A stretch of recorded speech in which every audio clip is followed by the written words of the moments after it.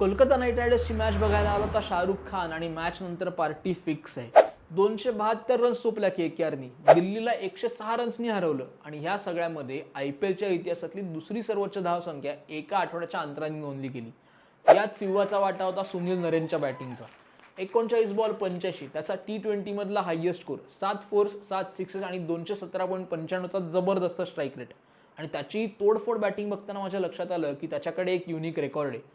IPL मध्ये 1 ते 11 या सगळ्या क्रमांकावर फलंदाजी करणारा तो एकमेव खेळाडू आहे. तसंच आणखीन एक खेळाडू आहे ज्यांनी 1 ते 10 या क्रमांकावर बॅटिंग केली आहे, पण नंबर 11 वरती नाही. कोण तो तुम्ही आम्हाला कमेंट्समध्ये सांगा. हिंट आहे, तो पण स्पिनर आहे. पण सुनील नरेन बॅटिंग करत असताना मुंबईचा 18 वर्षाचा खेळाडू अंगक्रिश रघुवंशी आणि आंद्रे रसल दोघांनी जबरदस्त बॅटिंग केली.